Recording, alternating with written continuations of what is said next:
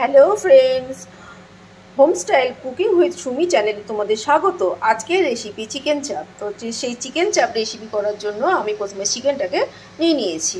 এরপর আমি চিকেনে ম্যারিনেট করব। প্রথমে রসুন আদা রসুন নিলাম, তারপরে আমি টমেটো বাটাটাকে ঢাললাম, সব একসঙ্গে মিশিয়ে নিচ্ছি। তারপর চাল মগজ কাজু বাটাটাকে মিশিয়ে দিলাম। তারপর টক দইটাকে একসঙ্গে নিয়ে ওটাকে ম্যারিনেশন করলাম। তারপর সব একসঙ্গে মাখা হয়ে যাওয়ার পরে তারপর আমি নুনটাকে অ্যাড করছি। এটা করে আমি 5-10 মিনিট রেখে দেব। তারপর আমি রান্নাটা শুরু করব।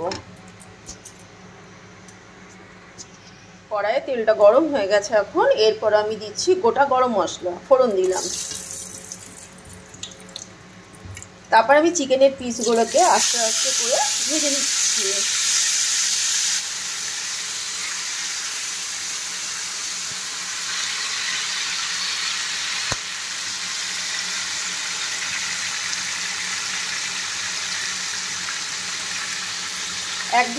এক দিকটা লাল হয়ে যাওয়ার পরে তারপর আরেক দিকটা আমি উল্টাবো। এরকম করে আমি 2-3 মিনিট ভাজতে থাকবো। এটা আমার ভাজা হয়ে এসেছে। হ্যাঁ, এবার আমি তুলে নিচ্ছি।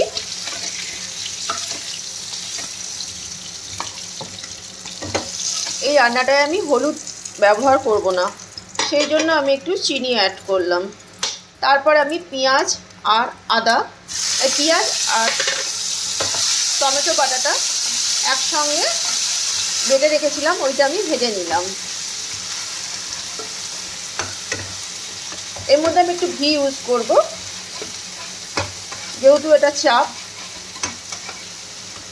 চিকেন চাপ, ওই জন্য আমি একটু ঘি ইউজ করবো। লাস্টে দেবো ঘিটা।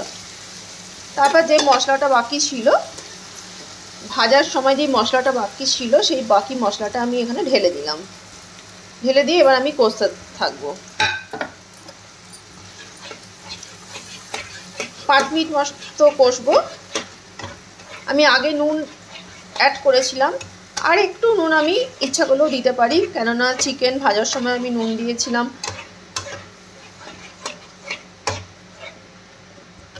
এটা আমি এখন 5 মিনিট ভাজবো। আমার কষানো হয়ে গেছে। এরপর আমি একটু গোলমরিচ দিচ্ছি।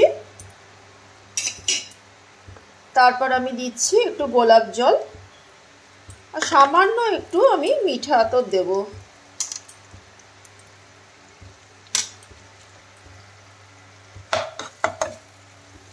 তারপর আমি চিকেনগুলোকে একটা একটা করে ঢেলে দিলাম। এভাবে আমি 2 মিনিট কষবো।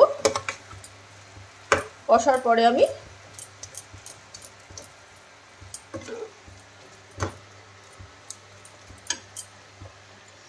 জল দিয়ে দিচ্ছি।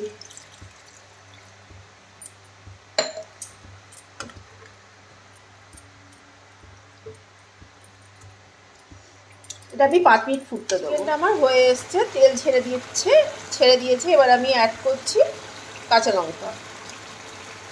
তারপর দিয়ে দিচ্ছি একটু গরম মশলা। রান্না আমার কমপ্লিট।